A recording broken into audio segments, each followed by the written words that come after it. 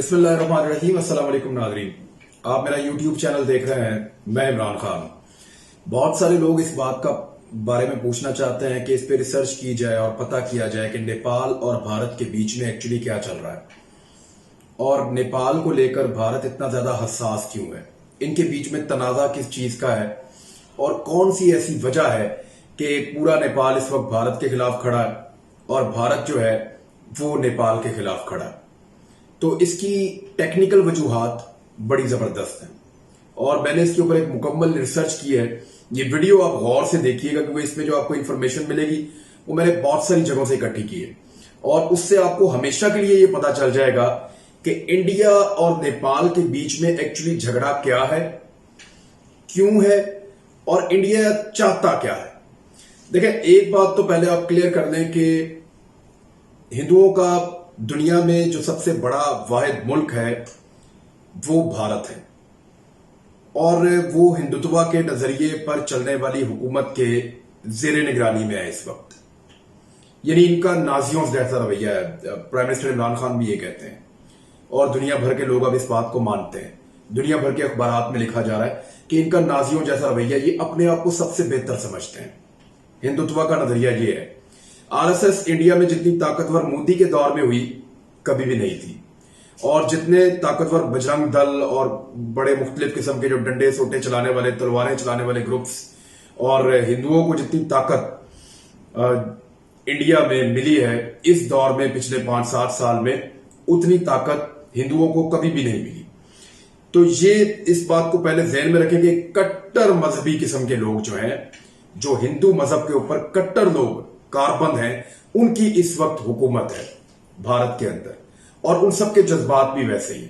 उनके कवानीन आप देख लें, जो शहरियत का कानून वो लेकर आए हैं या इससे पहले जो उन्होंने 370 के साथ किया, जो उन्होंने कश्मीरियों के साथ किया या जो वो बाकी अकलियतों के साथ और मुसलमानों के साथ कर रहे हैं, वो आपके सामने है। वो तो यहां तक कहते हैं कि जो लोग नॉन हिंदू हैं, जो लोग हिंदू नहीं है, या तो वो वापस अपने मजहब में हिंदुइज्म में आ जाए तो या वो ये एरिया छोड़ के चले जाए। इस पे उनका कोई हक नहीं है। इस वक्त जो वहां पे हिंदुत्व के मानने वाले लोग हैं, उनके पास कुछ किताबें हैं, कुछ लिटरेचर है। उस लिटरेचर के मुताबिक वो सारा एरिया जहां पे जिस एरिया से मुतालिक उनकी रामायण लिखी गई है, जिस एरिया से मुतालिक उनकी जो एक मजहबी पूरी एक कहानी है उनके पास जो लिखी गई है, वो कहते हैं कि वो सारा एरिया उनको वापस हासिल करना है। ये बिल्कुल यहूदियों वाली सोच है, जैसे वो ग्रेटर इजराइल बना रहे हैं कि उनको मदीना तक आना है, उनको इराक के कुछ इलाके लेने हैं, उनको आसपास के कई मुल्कों पर कब्जा करके अपने आप को एक्सपैंड करना है। तो वो जिस तरह से वो सोचते हैं यहूदी अपने एक ग्रेटर मकसद के लिए, ऐसे ही यहां पे हिंदुत्व की एक सोच है और यही सोच नाजियों की हुआ करती थी हिटलर के जमाने में। तो ये उससे मिलती जुलती एक सोच है, इसीलिए वो प्राइम मिनिस्टर इमरान खान इनको नाजी कहते हैं और उनके साथ इनको जोड़ते हैं। अब अगर आप थोड़ा सा गौर करें तो इनके लिटरेचर में या इनकी किताबों में क्या लिखा हुआ है। इनकी जो पूरी की पूरी रामायण लिखी गई है वो जिन इलाकों पे लिखी गई है, ये उन सब पे अपना कंट्रोल हासिल करना चाहते हैं। मिसाल के तौर में यहां लाहौर में मोटरवे के करीब, लाहौर से अगर आप मोटरवे पे जाएं इस्लामाबाद की जानिब, तो कल्लर कहार के करीब एक इलाका आता है या कटास राज, वहां पे एक छोटा सा झील है वहां पे एक। तो वो कहते हैं कि ये जो झील है ये शिव का आंसू है। अब ये क्योंकि हमारी रामायण के अंदर है तो यहां तक भी हमारा कंट्रोल होना चाहिए। ये इलाका हमारे उस देश का हिस्सा होगा जो हिंदुत्व देश होगा, जहां पे सारे हिंदू रहेंगे। और ऊपर की जानिब जहां से शिव इनके भगवान आए थे, उस इलाके को ये कहते हैं मानसरोवर। वहां एक मानसरोवर लेक है और ये तिब्बत में है। यानी इस वक्त ये चाइना के कंट्रोल में है तिब्बत का इलाका, तो ये तिब्बत में है, नेपाल से ऊपर तिब्बत में। अगर आप मैप के ऊपर देखें तो नेपाल से थोड़ा ऊपर आपको 2 नीले रंग के डॉट्स नजर आते हैं, बिल्कुल छोटे छोटे। ये जो बड़ा वाला डॉट है, इनमें ये मानसरोवर लेक है, ये वो झील है जिसके बारे में इनका ये मानना है कि इनका भगवान शिव और इनकी पार्वती जो है वो दोनों रोज रात को 2 बजे से लेकर 4 बजे तक यहां पे नहाने के लिए आते हैं, स्नान करने के लिए आते हैं और इसको वो बड़ा मुकद्दस समझते हैं। हिंदू यहां पे बार बार जाते भी हैं, जैसे मुसलमानों का हज है जैसे यहूदियों की अपनी इबादत हैं, जैसे ईसाइयों की अपनी इबादत हैं, वो वहां रोमन्स के पास जाते हैं, रूम में जाते हैं। तो इस तरह से इनका भी अपना, हिंदुओं का ये एक ऐसा मजहबी फरीजा है जो वो कहते हैं कि जिंदगी में एक दफा हर हिंदू को जरूर वहां मानसरोवर तक जाना चाहिए। तो एक तो ये मानसरोवर का इलाका है, दूसरा ऊपर कैलाश का एक हाइट है और वहां पे ये यात्रा करने के लिए जाते हैं। ऊपर भी एक छोटी सी झील है बर्फानी टाइप की, वहां पे भी कहते हैं इनके भगवान स्नान करते हैं और उससे ऊपर कोई एरिया है जिसको ये अपने भगवान के साथ जोड़ते हैं कि इधर से ताल्लुक था इनके भगवान का और यहां से फिर वो नीचे उतरे और नीचे उतर के इनके भगवान जो है वो इन सारे रास्तों से गुजरता हुआ, पहाड़ों को क्रॉस करता हुआ नेपाल से इंडिया और इंडिया से आगे फिर ये इस तरह पूरा मामला इनका चला। तो इंडियंस का ये मानना है, हिंदुओं का ये कहना है कि उनका हक है उनकी मजहबी किताबों के मुताबिक कि जो ऊपर से लेकर नीचे तक, जहां तक उनकी पूरी ये कथा लिखी गई है, ये कहानियां लिखी गई हैं, उन पूरे इलाकों में इनका कंट्रोल होना चाहिए और वो इनके देश का हिस्सा होना चाहिए।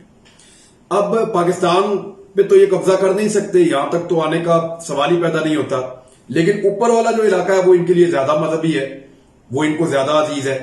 अब वहां इनको हर हाल में पहुंचना होता है। लेकिन तिब्बत को क्योंकि चीन ने अपना हिस्सा बना लिया तो इनको ये भी बड़ी तकलीफ है। दलाई लामा को इन्होंने अपने पास रखा हुआ है कि हम तिब्बत को आजाद करवा लेंगे, लेकिन तिब्बत को आजाद करवाना भी अब इनके बस में नहीं है। अमेरिका भी नहीं कुछ कर पा रहा। इवन पिछले दिनों उन्होंने अमेरिका के वहां पे एक कांग्रेस में एक बिल पेश करवाया जिसके मुताबिक तिब्बत को आजाद मुल्क तस्लीम किया जाए और डोनाल्ड ट्रंप को यह इख्तियार दे दिया जाए। लेकिन खाली अमेरिका के तस्लीम करने से कुछ नहीं होगा, वो अब चाइना का हिस्सा है और चाइना वीजा देता है वहां पे आने के लिए हिंदुओं को, जो वहां पे आके अपनी वो इबादत करते हैं और वहां पे परस्तिश करते हैं, अपने भगवान की पूजा वगैरह करते हैं। वहां कुछ मंदिर वगैरह भी बने हुए हैं और वो इलाके जो है सिर्फ इनके लिए नहीं बल्कि जो बुद्ध लोग हैं उनके लिए भी वो इलाके और ये झील और इससे आगे जाके वो पहाड़ का इलाका कैलाश का, वो उनके लिए भी मुकद्दस है, वो भी उसको मानते हैं उस एरिया को। अच्छा, अब जरा थोड़ा सा आप गौर करें तो नेपाल का और इंडिया के फड्डे में ये जगह क्यों आ गई, तो मैं आपको बताता हूं क्यों आ गई। इंडिया के पास मानसरोवर लेक तक पहुंचने के लिए दो रास्ते हैं। इसको तीर्थ की यात्रा कहते हैं, आपने शायद फिल्मों में सुना होगा कि मैं अब तीर्थ की यात्रा पे जा रहा हूं या जा रही हूं, तो वो फिल्मों में वो वहां जाते हैं ऊपर तिब्बत में। तो ये जो तीर्थ की यात्रा है, यहां पे बहुत ज्यादा पैदल जाना पड़ता है, घोड़ों पे भी जाना पड़ता है, गाड़ियों में भी जाना पड़ता है, लेकिन जो मेन रास्ता है उसके दो हैं। एक सिक्किम के इलाके से जाता है जो बहुत ही लंबा और मुश्किल और कठिन है और मौसमी हालात की वजह से बहुत सारे लोग वहां से जा भी नहीं सकते। वो इतना लंबा है कि इंसान थक जाता है वहां पहुंचते पहुंचते, और बूढ़े लोग ज्यादातर क्योंकि जाते हैं तो वो तो पहुंच ही नहीं सकते। तो पहले यहां से सिक्किम की तरफ जाते हैं, लंबा रास्ता अबूर करके भूटान और नेपाल के बीच में से निकल के चाइना में दाखिल होते हैं, फिर आगे रास्ते बहुत खराब है और वहां से कई दिनों के सफर के बाद ये पहुंचते हैं, तो हफ्ते लग जाते हैं बादों का। दूसरा रास्ता है नेपाल के बीच में से।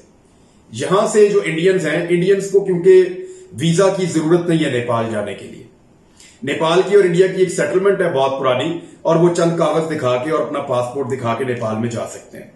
काठमांडू जाते हैं नेपाल में और वहां नेपाल से एक रास्ता जाता है चाइना में, वो डायरेक्ट यहां से वीजा लेके चाइना में जाते हैं और चाइना से फिर ये अपना तीर्थ यात्रा के लिए जाते हैं। इस सारे प्रोसेस में भी एक हफ्ता लग जाता है ऑलमोस्ट, यानी ये भी रास्ता तो है लेकिन मुश्किल और लंबा रास्ता है। अब एक तीसरा रास्ता भी है जो इंडिया अब बना रहा है। इंडिया एक तीसरा रास्ता बना रहा है जो दिल्ली से इनको लेकर जाएगा सीधा नेपाल की बाउंड्री के साथ साथ काला पानी के इलाके से, और लिपुलेख पास का एक एरिया है वहां से क्रॉस करके डायरेक्ट ऊपर ये मानसरोवर लेक तक पहुंच जाएंगे। और ये रास्ता टोटल 2 दिन का रह जाएगा, जो हिंदुओं का एक बहुत बड़ा और पुराना ख्वाब है कि एक महफूज रास्ता हो जहां पे हादसात के खतरात ना हो, एक ऐसा रास्ता हो जहां पे सहूलियात मुयसर हो और जल्द अज जल्द वो पहुंचे और तीर्थ की यात्रा करें और वापस आ जाएं। ये हिंदुओं का बहुत पुराना ख्वाब है और ये सिर्फ इसी सूरत में पूरा हो सकता है कि वो ये काला पानी के इलाके और लिपुलेख के इलाके से, लिपुलेख पास से गुजरते हुए ऊपर पहुंच जाएं। अब मैं आपको बताता हूं कि नेपाल और इंडिया के बीच में फड्डा क्या है। मामला यह है कि, और मामला बहुत पुराना है, ये 206 साल पुराना मामला है तकरीबन, जहां से मैं आपको बताने लगा। 1814 में बर्तानिया और नेपाल के बीच में एक लड़ाई जैसी कैफियत होगी जो 2 साल तक जारी रही। नेपाल उस वक्त बर्तानिया के साथ इसलिए हुई कि ये सारे खित्ते पे बर्तानिया का कब्जा था और नेपाल के अंदर नेपाल की अपनी बादशाहत थी। तो इनमें लड़ाई हो गई इलाके को लेकर के, नेपाल कहां तक है और बर्तानिया कहां तक है। तो उस दौर में तय हुआ कि दो दरिया हैं, एक जो है वो दरिया जो है वो दाएं जानिब है जिसका नाम है दरियाए मेची, और एक बाएं जानिब दरिया है जिसका नाम है दरियाए महाकाली। तो ये दोनों फ्रीकैन में तय पा गया कि इन दोनों दरियाओं के बीच में नेपाल होगा हमेशा। तो दरियाए मेची वाली तो बाउंड्री आज तक है, बाद में इंडिया बन गया, लेकिन दरियाए महाकाली वाली बाउंड्री भी आज तक है। लेकिन जब इंडिया बना तो इंडिया ने एक चालाकी की। अब मैं आपको ये जरा एक मैप है, इसको आप समझिए। ये नीचे से दरिया जो जा रहा है ये बिल्कुल ठीक जा रहा है, ये ऊपर जा रहा है बिल्कुल ठीक जा रहा है। इस दरिया के दाएं जानिब आपको नेपाल नजर आ रहा है और बाएं जानिब इंडिया नजर आ रहा है। अब आप ऊपर जाते जाएं, ये जो नुक्ता आता है, इस पॉइंट से काला पानी का इलाका शुरू होता है और यहां से फड्डा शुरू होता है। यहां से आप देखें तो दरिया दो शाखों में बंट जाता है, एक दाएं जानिब ऊपर जा रही है और एक बाएं जानिब ऊपर जा रही है। जो बाएं जानिब जा रहा है दरिया, वो बज़ाहिर एक मोटा दरिया है, दरिया की मेन नली वो है। जो मोटा वाला हिस्सा है दरिया का वो बाएं जानिब वाला है और जो बारीक वाला है वो दाएं जानिब वाला है। तो बर्तानिया ने जो पहला मैप जारी किया था उसके मुताबिक ये जो बाएं जानिब से मोटा दरिया जा रहा है, इसके अंदर का इलाका नेपाल का था। लेकिन हुआ क्या, जब इंडिया बन गया तो बाद में भी यही कंसीडर किया जाता रहा कि ये जो मोटा वाला दरिया है इसके अंदर नेपाल है और जो बारीक वाला दरिया है वो तो नेपाल के अंदर से गुजरता है। 1960 में जब चाइना की और इंडिया की लड़ाई हुई तो इंडिया को ये वाला जो मोटे और पतले दरिया के बीच वाला इलाका है ये दिफाई लिहाज से बड़ा अहमियत का हामिल था। तो इंडिया ने नेपाल से कहा कि जी ये एरिया आप हमें दे दें, वहां बादशाहत थी और हम यहां पे अपनी फौजी छावनियां बनाना चाहते हैं। नेपाल और इंडिया के ताल्लुकात अच्छे थे। उन्होंने ये इलाके, जिसमें एक लिम्पियातुरा का इलाका, एक लीपुलैक का इलाका और एक काला पानी का इलाका, ये 300 मुरब्बा किलोमीटर है। तो उन्होंने कहा जी ये इलाका फिलहाल थोड़ा अर्से के लिए हमें देने, हमें यहां फौजी छावनियां बनानी। उन्होंने इजाजत दी और इन्होंने बना दी। और इस बीच में जब ये लड़ाई खत्म हो गई, इंडियंस जब भी जाते तीर्थ की यात्रा के लिए तो वो नेपाल से जाते, तो नेपाल को उसका फायदा होता था, नेपाल उससे पैसे कमाता था। और नेपाल क्योंकि इंडिया को रास्ता और फैसिलिटी देता था, तो इसके बदले में इंडिया क्या देता था नेपाल को? नेपाल एक लैंडलॉक्ड मुल्क है, इसको कहीं से समुद्र नहीं लगता या बहुत सारे दूसरे मुल्क नहीं लगते। इसको अपनी जरूरियात की बहुत सारी चीजें जो है वो इंडिया से मंगवानी पड़ती थी। इंडिया के रोड से चीजें आती थी, यात्री भी आते थे, चीजें भी आती थी। तो नेपाल की सारी सप्लाई, बहुत सारी फूड की सप्लाई, बहुत सारी खुराक की आइटम्स और तेल, पेट्रोल, ये सारी चीजें इंडिया से आती थी। तो इसके बदले में इंडिया इनके पास ये चीजें आने देता था। तो ये एक अच्छा ताल्लुक इनका चल रहा था। 1990 में नेपाल के अंदर बादशाहत खत्म होकर जमहूरियत आ गई और नेपाल ने कहा कि जनाब ये इलाके हमारे हैं, तो आप अपनी फौज को यहां से ले जाएं। लेकिन इस पे इनका इंडिया के साथ प्रॉब्लम हो गया। इंडिया ने कहा नहीं जी ये तो हमारे इलाके हैं, आप तो दरिया के पतले वाले एरिया तक महदूद हैं। यहां से लड़ाई का आगाज हुआ। दरिया जहां से दो शाखा बन जाता है, एक उसकी बाईं साइड है, एक उसकी दाईं साइड है। तो जो उसकी दाईं साइड है, इंडिया ने कहा जी ये आपकी बाउंड्री है जो पतली वाली है। नेपाल ने कहा जी आप हमसे इजाजत लेकर यहां पे आए थे, हमारे साथ ज्यादती ना करें। ये फड्डा चलता रहा। 2015 में नेपाल ने अपना आइन पेश किया, उस आइन पे भी इंडिया को एतराज हो गया और 2015 में नेपाल ने कहा इलाका वापस करो, सर्वे करवा लो। सर्वे में इंडिया जो है उसकी बात गलत साबित हो रही थी, लेकिन इंडिया ने अपनी जोर जबरदस्ती इलाकों पे कब्जा रखा, उस पर भी नेपाल नाराज हो गया और उसके बाद नेपाल में एक जलजला आ गया। और इसी दौरान में इंडिया ने कुछ अर्से के बाद नेपाल की सप्लाई लाइन बंद कर दी मोदी के दौर में 2015 में, कि जरा इनके ऊपर दबाव डालते हैं ना, ये अपने इलाके मांग रहे हैं या ये ज्यादा पर पुर्जे निकाल रहे हैं या ये चीन के साथ ताल्लुकात बढ़ा रहे हैं।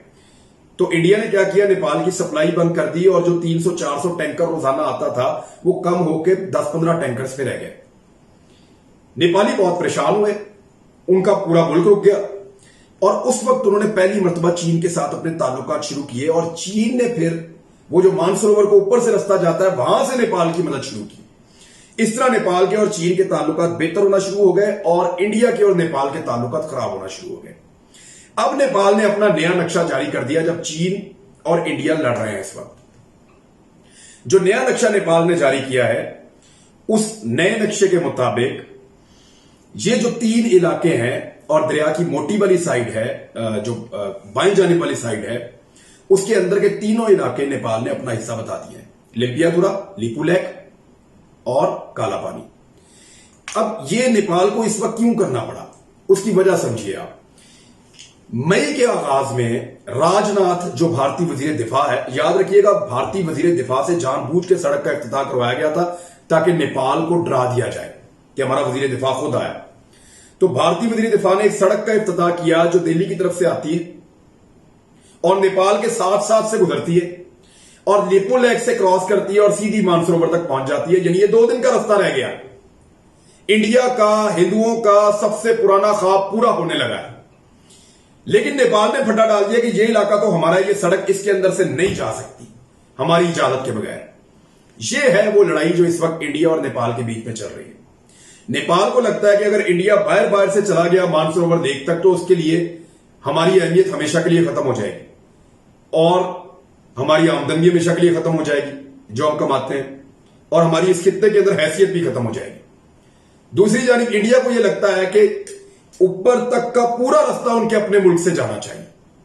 आगे तिब्बत है, चीन है, वो तो मजबूरी है, वो उनका ख्वाब है कि वो भी हासिल कर देंगे कभी, लेकिन वो कहते हैं ऊपर तक का पूरा रास्ता भारत के अंदर से जाना चाहिए। तो ये है वो लड़ाई, एक मजहबी कट्टर लड़ाई जिसके ऊपर नेपाल और इंडिया में इस वक्त फड्डा चल रहा है। ये असूली तौर पे लिपुलेक का इलाका, काला पानी का इलाका, लिपियाधुरा का इलाका नए नक्शे के मुताबिक भी, और जो 1827 का नक्शा है, पुराने नक्शे जो है 18वीं सदी 19वीं सदी के जो नक्शे हैं पुराने, उनके मुताबिक भी ये सारा नेपाल का हिस्सा है और बरतानिया इसको तस्लीम करता था, इंडिया भी इसको तस्लीम करता था, इसीलिए उन्होंने बादशाह से इजाजत मांगी थी। तो अब हुआ यह है कि नेपाल ने अपना नया मैप जारी कर दिया है। तंग आकर भारत की इस हरकत के बाद बहुत एहतजाज हुआ नेपाल में। गो बैक इंडिया के लोगों ने स्लोगन्स उठा लिए, यूथ सड़कों पे आ गई, औरतें, लड़के, लड़कियां सब सड़कों पे आ गए। ये आप देखें कितना जबरदस्त एहतजाज उस कौम ने किया इंडिया के खिलाफ कि इंडिया वापस चले जाओ।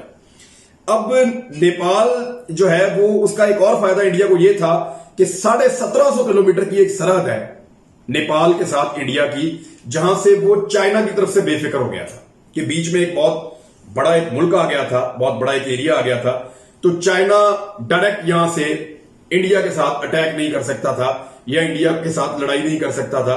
बीच में नेपाल की होने की वजह से एक बफर जोन था। तो इंडिया का ये फायदा जो था, ये भी बड़ा जबरदस्त फायदा था नेपाल को लेकर, इसीलिए मोदी ने सबसे पहला विजिट भी नेपाल में किया था। अब जो नेपाल की सदर हैं, उनके वजीर आजम ने पार्लियामेंट से मंजूर करवा दिया और नेपाल की जो सदर हैं विद्या देवी भंडारी, इन्होंने बाकायदा दस्तखत करके इस नए नक्शे को कानूनी हैसियत दे दी है, जिस नए नक्शे में वो ये कहते हैं कि लिपियाधुरा, लिपुलेक और काला पानी इसलिए कहते हैं कि यहां पे जो दरिया है उसका रंग काले रंग का है, तो वो काला पानी कहते हैं। वो कुछ इस तरह के पहाड़ों के बीच में साए या पत्थर ऐसे हैं कि वो काला लगता है वहां से, तो इसलिए अब उन्होंने इसको कानूनन अपने मुल्क का हिस्सा बना दिया है। और ये वो लड़ाई और फड्डा है जो इस वक्त नेपाल और इंडिया के बीच में चल रहा है। और इंडिया इसलिए ज्यादा हसास है कि उनका सबसे बड़ा मजहबी इज्तिमा या उनका मजहबी जो मुकाम है उसके बीच में इस वक्त नेपाल रुकावट बना हुआ है। इंडिया के बड़े बड़े लीडर हैं, नरेंद्र मोदी है, राहुल गांधी है, बाकी पुराने नए सारे लीडर, ये वहां पे तीर्थ की यात्रा पे कभी ना कभी जाते हैं, उसका उनको बहुत पॉलिटिकल फायदा भी होता है। चाइना ने इस सारी सूरत से बहुत फायदा उठाया और उसने नेपाल की मदद भी की है, रेलवे ट्रैक बना के दे रहा है, सड़कें बना के दे रहा है, इंफ्रास्ट्रक्चर बना के दे रहा है, $500 मिलियन की मदद भी की है, जल्जले में बहुत मदद की है और बड़े करीबी ताल्लुकात बना के नेपाल को यह यकीन दिलाया कि इंडिया अगर आपको अकेला छोड़ भी दे तो हम आपको बहुत सपोर्ट करेंगे।